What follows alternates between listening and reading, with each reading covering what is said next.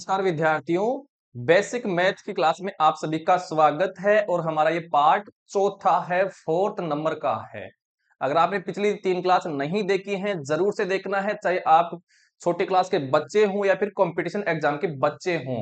Math अगर आपको सीखनी है तो ये आपको बेसिक आना जरूरी है, तभी आपको मैथ आसान लगेगी, सरल लगेगी। तो क्लास को स्टार्ट करते हैं। तो आज का पहला क्वेश्चन देखिए, निम्नलिखित संख्याओं के प्रथम 5 गुणज लिखिए। गुणज का मतलब होता है मल्टीपल। तो पहला हमारे पास है 7। 7 का हमें मल्टीपल लिखना है। तो 7 की मल्टीपल वो संख्या होंगी जिसमें 7 का भाग पूरा पूरा जाता है। ठीक है, ये आपको ध्यान में रखना है। तो क्या कर देंगे, 7 का पहाड़ा लिख देंगे, 7 की टेबल लिख देंगे। तो लिख दो 7 एकम 7, 7 दूनी 14, 7 ती 21 और 7 चौक 28 और 7 पंजू 35। ये 7 क्या हो गए, मल्टीपल हो गए हैं। तो जो संख्याएं मल्टीपल होंगी उनमें इसका भाग जाएगा इन सब संख्याओं का। ठीक है, देखिए 7 का भाग 7 में पूरा पूरा जाता है, 14 में भी जाता है, 21 में भी जाता है, 28 में भी जाता है, 35 में भी जाता है।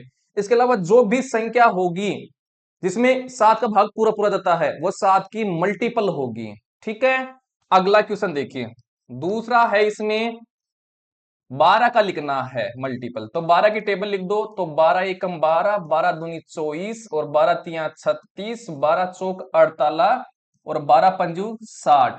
तो ये हो गए 12 के मल्टीपल। तीसरा देखिए, तीसरा नंबर का है, 17 का लिखना है। तो 17 की क्या लिख देंगे, टेबल। तो 17 एकम 17, 17 दूनी 34, 17 ती 51, 17 चौक 68 और 17 पंजू 85। आगे देखिए, चौथा है, चौथा हमारे पास है 15 का लिखना है। तो 15 क्या लिख देंगे, टेबल।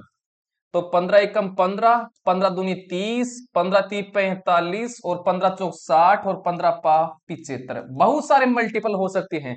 वो संख्या मल्टीपल होगी जिस संख्या का हमें मल्टीपल लाना है, तो उस संख्या का भाग पूरा पूरा जाना चाहिए उस संख्या में। वो क्या हो जाएगी, उसका मल्टीपल हो जाएगी, गुणज हो जाएगी। पांचवा हमारे पास है 18। तो 18 की टेबल लिख देंगे। तो 18 एकम 18, 18 दून 36, 18 ती 54, 18 चौक 72 और 18 पंजू 90। तो ये हो गई क्या, मल्टीपल। आई होप आपको समझ में आ गया होगा कि मल्टीपल क्या होते हैं और किस प्रकार से हमें आइडेंटिफाई करना है। अगर वो संख्या देश विभिन्न प्रकार की संख्या पूछेगा और बोलेगा इसमें से किसी भी संख्या का मल्टीपल पूछ लेगा कि इस संख्या का मल्टीपल क्या है, इस संख्या का गुणज क्या है। ठीक है, आई होप समझ में आ गया होगा और किस प्रकार की तकलीफ नहीं हो रही होगी। नेक्स्ट क्वेश्चन देखिए, अगला है 10 से 30 के बीच सभी अभाज्य संख्याओं को लिखिए। पहले समझिए अभाज्य संख्या क्या है। अभाज्य संख्या जिसको बोला जाता है क्या, प्राइम नंबर बोला जाता है। क्या बोला जाता है, प्राइम नंबर, NUMBER नंबर। जैसे मैं बोलूं कि, जैसे मैं लूं दो, दो है, ये एक प्राइम नंबर है। अभाज्य संख्या और सबसे छोटी संख्या क्या है, तो अभाज्य संख्या वो होती है जिसमें खुद का भाग जाता है। देखिए दो में दो का भाग जाएगा, इसके अलावा एक का भाग जाता है और वो भी पूरा पूरा जाना चाहिए। इसके अलावा किसी संख्या का भाग नहीं जाता है, वो संख्या क्या कहलाती है, प्राइम नंबर कहलाती है। जैसे आपकी 3 है, 3 में किस किस का भाग जाता है, तो 3 का भाग जाएगा, इसके अलावा एक का भाग जाता है। तो ऐसी संख्या जिसमें दो ही संख्याओं का भाग जाता है, या ऐसी संख्या जिसके केवल दो ही गुणनखंड होते हैं, ये भी इसकी डेफिनेशन है। तो ऐसी संख्या जिसके दो गुणनखंड होते हैं जिसमें दो ही संख्याओं का भाग जाता है, एक का और खुद संख्या का। अब हमें पता लगाना है 10 से लेकर के 30 के बीच में। तो देखिए आपकी 11 है, 11 प्राइम नंबर होगी, मतलब अभाज्य संख्या होगी। क्यों, क्योंकि 11 में एक का भाग जाता है और खुद संख्या का भाग जाता है। 12 नहीं होगी, 13 भी नहीं होगी, 13 होगी, क्योंकि 13 में खुद का भाग जाता है, 13 का भाग जाता है और एक का ही भाग जाता है, मतलब इसके दो ही गुणनखंड होते हैं। आगे देखिए, देखिए 14 नहीं होगी, 15 भी नहीं होगी, 16 भी नहीं होगी, 17, 17 क्या होगी आपकी अभाज्य संख्या होगी, क्योंकि 17 में 17 का भाग जाता है, इसके अलावा एक का भाग जाता है। 18 19 19 होगी इसके अलावा। तो ये आपकी 19, इसके अलावा 30 तक करना है ना, 19 20 नहीं होगी, 21 नहीं होगी, 22 नहीं होगी, 23 होगी। इसके अलावा 24 25 26 27 28 29, इसके अलावा 29 होगी। तो ये संख्या है जिनमें केवल खुद का भाग जाता है और एक का भाग जाता है, अर्थात इनके दो ही गुणनखंड बनते हैं। ऐसी संख्या क्या कहलाती हैं? अभाज्य संख्या कहलाती हैं, प्राइम नंबर कहलाती हैं।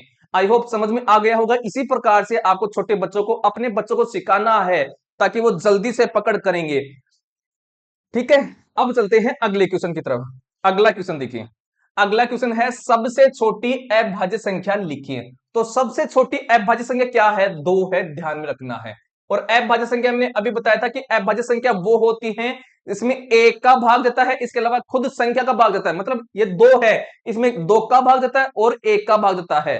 अर्थात जिस संख्या के 2 ही गुणनखंड होते हैं, 2 ही फैक्टर होते हैं, क्या कहलाती है? अभाज्य संख्या कहलाती है। और सबसे छोटी अभाज्य संख्या क्या है? 2 है। नेक्स्ट क्वेश्चन चलिए, अगला क्वेश्चन देखिए, निम्नलिखित संख्याओं में से कौन सी संख्याओं का 6 एक गुणनखंड है ना? किसका गुणनखंड है? चलिए, तो अगर गुणनखंड होगा तो उसमें उस 6 का भाग पूरा पूरा जाएगा, इस 6 का भाग पूरा पूरा जाएगा अगर गुणनखंड होगा तो। देखिए ये जो 6 है इसमें 6 का भाग दीजिए, जा रहा है कि पूरा पूरा जा रहा है, तो ये तो होगी। क्या 10 में 6 का भाग जा रहा है कि पूरा पूरा? नहीं होगी। 12 में जा रहा है क्या 6 का भाग पूरा पूरा? तो ये इसका गुणनखंड होगी। 15 में जाता है क्या? नहीं जाता है, तो ये नहीं होगी इसका गुणनखंड। 6 नहीं होगा इसका गुणनखंड।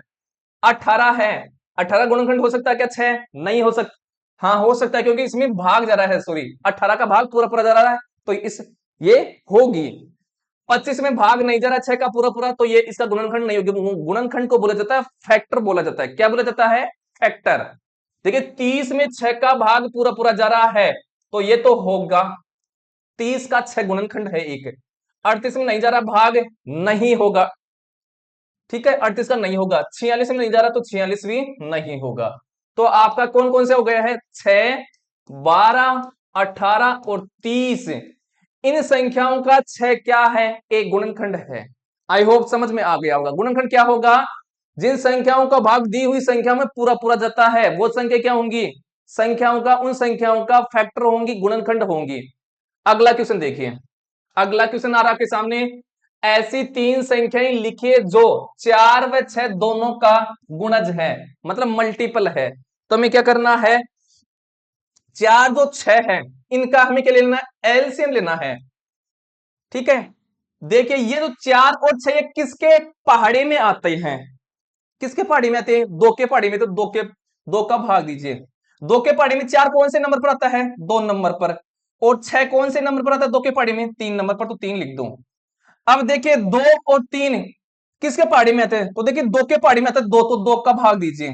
तो 2 तो आता है 1 नंबर पर, 3 में नहीं जा रहा है भाग, 3 नहीं आता है 2 के पहाड़ी में, तो 3 को ऐसा कैसा लिख दीजिए। अब देखिए जो 3 है ये किसके पहाड़ी में आता है? किसकी टेबल में आता है? 3 की टेबल में आता है, तो 3 का भाग दीजिए। अब देखिए जो 1 है उसको तो ऐसा का लिख दीजिए, और 3 है वो 3 के पहाड़ी में कौन से नंबर पर आता है? 1 नंबर पर, 1 नंबर लिख दीजिए। अब जब लास्ट में 1 आ जाए तब हमें रुक जाना है। अब इनको गुणा कर लो, 3 दूनी 6 और 6 दूनी 12। तो जो 12 एलसीएम आया है ये इनका क्या है? गुणज है। हमें क्या पूछा है? 3 गुणज। तो 12 की टेबल लिख दीजिए। तो 12 दूनी 24 और 12 तिया 36। अर्थात इन संख्याओं का वो संख्याएं गुणज होंगी जिनमें इन दोनों संख्याओं का भाग पूरा पूरा जाता हो इनों में। तो देखिए 4 का भाग भी इसमें जा रहा है और 6 का भाग भी इनमें जा रहा है, सबमें जा रहा है। तो ये संख्या क्या होंगी? इनका मल्टीपल होंगी, गुणज होंगी। आई होप समझ में आ गया होगा। अगला क्वेश्चन देखो, अगला क्वेश्चन है सत्य एवं असत्य बताइए। गलत और हमें सही बताना है। पहला है 108 है, ये 9 का एक गुणज है। बिल्कुल ये बात क्या है? सत्य है। क्यों? गुणज क्या होता है? मान लीजिए 9 का गुणज है 108, तो जो गुणज है उसमें उस संख्या का भाग पूरा पूरा जाना चाहिए। अगर पूरा पूरा चला जाएगा तो वो गुणज होगी। तो देखिए 9 का भाग 108 में पूरा पूरा जा रहा है, अगर पूरा पूरा जाता है तो वो संख्या क्या हो जाएगी? उसका गुणज हो जाएगी। गुणज को बोलते हैं मल्टीपल बोला जाता है। तो ये तो क्या है? सत्य है। आई होप समझ में आ गया होगा। आगे देखिए, 7 27 का एक गुणनखंड है। गलत बात। ये क्या है? असत्य है। क्यों है? अगर ये 7 27 का गुणनखंड होता तो शर्त क्या होनी चाहिए? कि 27 का भाग इस 7 में पूरा पूरा जाना चाहिए, लेकिन 7 में तो 27 का भाग जाता ही नहीं है। ठीक है, तो ये तो क्या हो गया है, गलत हो गया है। आई होप समझ में आ गया। जैसे मैं बोलूं कि ऐसे देखिए, दो का हमें फैक्टर निकालना है, तो दो का फैक्टर दो हो जाएगा, छह हो जाएगा, आठ हो जाएगा।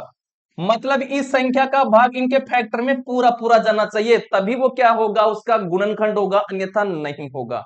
तो देखिए 7 में 27 का भाग नहीं जा रहा है, इसलिए इसका गुणनखंड नहीं होगा। अगला देखिए, दो अभाज्य संख्याओं का योग एक सम संख्या होता है। तो ये बात क्या है, सरासर गलत है। क्या है गलत, कैसे? ये बोल रहे हैं ना, दो अभाज्य संख्याओं का योग एक सम संख्या होती है। जैसे मैं लेता हूं, एक अभाज्य संख्या है दो और एक अभाज्य संख्या है तीन, जोड़िए इनको, क्या आया है, पांच। क्या पांच सम संख्या है क्या? नहीं है। सम संख्या क्या होती है, जिसमें दो का भाग पूरा पूरा जाता है। तो देखिए पांच में तो दो का भाग पूरा पूरा नहीं जा रहा है, तो ये क्या बात है, गलत बात है। ठीक है, अगला देखिए, प्रत्येक अभाज्य संख्या विषम होती है। यह बात बिल्कुल गलत है। देखिए सबसे छोटी अभाज्य संख्या दो है, क्या है, दो है। और अभाज्य संख्या क्या होती है, जिसमें खुद का भाग पूरा पूरा जाता है। देखिए दो में दो का भाग पूरा पूरा जा रहा है और एक का भाग जाना चाहिए उसमें, अर्थात जिसके दो ही गुणनखंड होते हैं वो क्या होती है, अभाज्य संख्या। लेकिन ये क्या बोल रहा है, विषम संख्या होती है। देखिए दो तो क्या है, सम संख्या है। सम संख्या क्या होती है, जिसमें दो का भाग पूरा पूरा जाता है। और ये देखिए वाक्य में क्या बोल रहा है, विषम संख्या होती है। तो ये बात क्या हो गई है, गलत हो गई है। मतलब अभाज्य संख्या सम भी हो सकती है और विषम भी हो सकती है, ऐसा आना चाहिए था। ठीक है, तो ये गलत हो गया है। अगला है, एक प्रत्येक संख्या का गुणनखंड होता है। बिल्कुल ये बात क्या है, सत्य है। जैसे मैं दो ले लूं, तो दो का गुणनखंड एक तो होगा ही, कोई सा भी संख्या ले लीजिए उसका एक गुणनखंड होगा। गुणनखंड क्या होता है, उस संख्या का भाग उस संख्या में पूरा पूरा जाना चाहिए, वो उसका गुणनखंड होता है। तो देखिए एक का भाग तो चाहे दो हो, चाहे लाख हो, चाहे कितनी संख्या हो, एक का भाग तो उसमें पूरा पूरा जाएगा ही। ठीक है, तो एक प्रत्येक संख्या का फैक्टर होता है, गुणनखंड होता है, ये बात बिल्कुल सत्य है। प्रत्येक संख्या का गुणज उससे छोटा होता है। बिल्कुल ये बात क्या है, सत्य है। प्रत्येक संख्या का जो गुणज होता है वो उससे क्या होता है, छोटा ही होता है। तो यह बात बिल्कुल सत्य है। जैसे मल्टीपल पूछ रहा है ये, ठीक है, तो यह बात आपको ध्यान में रखनी है। तो क्या बोल रहे, सॉरी सॉरी, प्रत्येक संख्या का गुणज उससे छोटा होता है, नहीं नहीं नहीं, ये बात क्या है, गलत है। जैसे मैं बोलूं कि सात है, सात का गुणज बताइए, गुणज निकालिए, तो सात का क्या होगा गुणज, मल्टीपल, सात हो जाएगा, 14 हो जाएगा। मतलब सात की टेबल लिख दीजिए, जिस भी संख्या का हमें गुणज निकालना है उसकी टेबल लिख दीजिए। अब जो गुणज आए हैं उस गुणजों में उस संख्या का भाग पूरा पूरा जाता है। अब देखिए इस सात से छोटे नहीं आई ना संख्या, तो इसे छोटी नहीं आती है। ठीक है, समझ में आया क्या ये बात? तो ये बात गलत है। कौन सा, 6 नंबर का। अगला है, प्रत्येक संख्या का गुणनखंड उससे छोटा होता है। बिल्कुल ये बात क्या है, आपकी सत्य है। तो यह बात बिल्कुल सत्य है कि प्रत्येक संख्या का जो गुणनखंड है वो उससे छोटा होता है। जैसे मैं बोलूं 16 के गुणनखंड निकालिए, गुणनखंड क्या होते हैं, इस 16 में किस किस संख्या का भाग पूरा पूरा जाता है वो से क्या हो जाते हैं, गुणनखंड हो जाएंगे।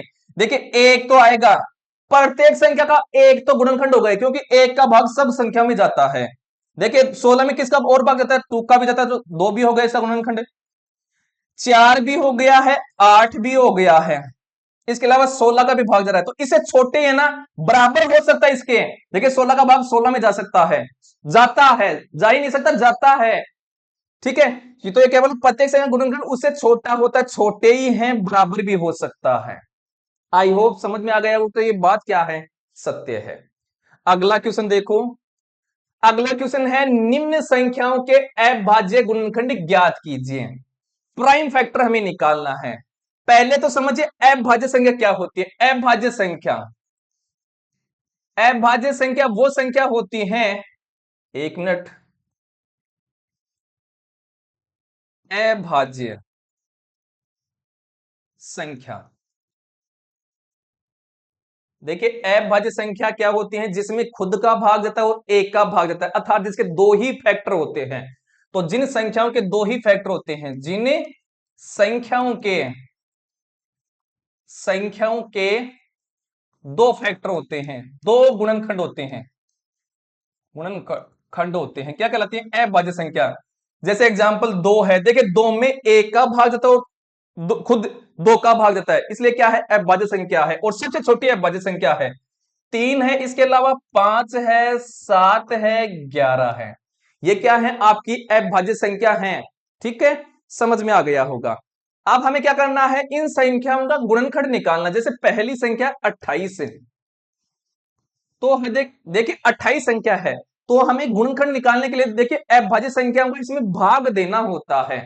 ठीक है, तो 28 में सबसे छोटी किस संख्या का भाग जरा है, क्या 2 का भाग जरा, क्या 2 का जरा, तो दीजिए 2 का, कितनी बार गया है, 14 बार। अब 14 में फिर से 2 का जरा, क्या जरा दीजिए, कितनी बार गया, 7 बार। अब 7 में किस अभाज्य संख्या का भाग जरा देखिए, केवल अभाज्य संख्या का ही भाग देना है हमें, क्यों में पूछा है अभाज्य गुणनखंड, तो अभाज्य संख्याओं का ही भाग देना होता है। 7 में 7 का जा रहा है, ये गया है 1 बार। जब लास्ट में 1 आ जाए तब हमें रुक जाना है। अभी इस तरफ जो संख्या ये इसी क्या हो गए गुणनखंड, तो हमारे पास गुणनखंड आ गए हैं 2 गुणा 2 गुणा 7।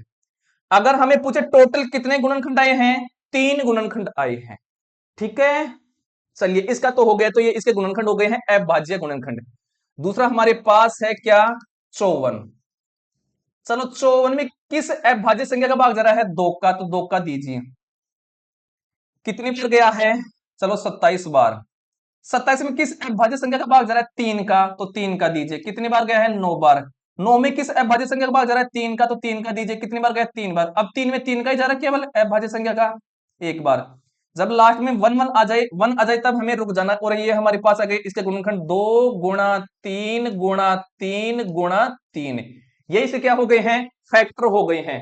ठीक है, और कितने फैक्टर आए हैं, 4 फैक्टर आए हैं, प्राइम फैक्टर आए हैं। अगला हमारे पास क्वेश्चन है तीसरा नंबर का, तीसरा है 96 का। चलो 96 की अभाज्य संख्या का भाग जा रहा है, 2 का जा रहा है ना, तो 2 का दीजिए, कितनी बार, 48 बार। 48 में देखिए फिर से 2 का जा रहा है, कितनी बार गया है, 24 बार। 24 में 2 का भाग जा रहा है फिर से, कितनी बार, 12 बार। 12 में 2 का जा रहा है फिर से 6 बार। 6 में जो 2 का जा रहा है 3 बार, और 3 में 3 का जा रहा है, लास्ट में बच गया 1। तब लास्ट में 1 आ जाए तब हमें रुक जाना। और ये इसे बन गए हैं 2 गुणा 2 गुणा 3, ये हमारे पास क्या हो गए, इसके फैक्टर आ गए हैं। ठीक है, समझ में आ गया होगा।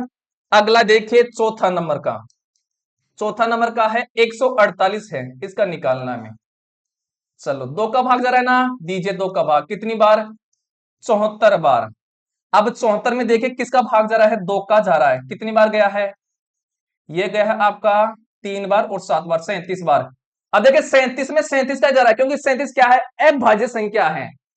ठीक है, इसलिए 37 में 37 का ही जाएगा, ये लीजिए 1 बार। तो इसके गुणनखंड क्या हो गए हैं, 2 गुणा 2 गुणा 37। 3 ही इसे क्या बने हैं, गुणनखंड बने हैं। आई होप समझ में आ गया होगा। लास्ट देखिए 156 का निकालना में, कितने का भाग जा रहा है, 2 का, कितनी बार गया है, 78 बार। अब 2 का जा रहा है फिर से, कितनी बार, 39 बार। अब 3 का जा रहा है, कितनी बार गया, 13 बार। अब देखिए 13 जो है वो अभाज्य संख्या है, तो 13 में 13 ही का ही भाग जाएगा, क्योंकि अभाज्य संख्या का ही हम भाग देते हैं। कितनी बार, 1 बार। तो गुणनखंड क्या बन गए हैं, 2 गुणा 2 गुणा 3 गुणा 13। ठीक है, तो ये हो गए इसके गुणनखंड, अभाज्य गुणनखंड हमने निकाल लिए हैं। आई होप आप सबको समझ में आ गया होगा। अपने बच्चों को इसी प्रकार से समझाइए, जल्दी से पकड़ करेंगे, खुद भी सीखे, और बंदों को भी इसको शेयर कीजिए, ताकि वो इस फ्री कंटेंट का फायदा उठा सके। क्योंकि हम कोई फीस नहीं ले रहे हैं, हम क्लास 6 से लेकर के 10 तक की जो मैथ है उसको कवर कराएंगे। ये मैथ पढ़ने के बाद में आपका जो बेस है वो कंप्लीट हो जाएगा, और आपको मैथ आसान लगेगी। ये हमारी आपसे विनती है, इसे ज्यादा से ज्यादा लोगों के पास शेयर कीजिए, ताकि जिस भी बंदे को मैथ से डर लगता है उसका मैथ का डर दूर हो, कि मैथ देखिए कितनी आसान है। ठीक है, हम छोटी से छोटी चीज यहां पर आपको सिखाएंगे, चाहे कितना ही टाइम लगे आपके लिए। ठीक है, आई होप आपको समझ में आ गया होगा और किसी प्रकार की तकलीफ नहीं होगी। अगर आपको फिर भी कोई डाउट रहता है, कमेंट अवश्य करना है। उस कमेंट को फिर अगली क्लास में हम उस डाउट को दूर करने का प्रयास करेंगे। ठीक है, आज के लिए इतना ही।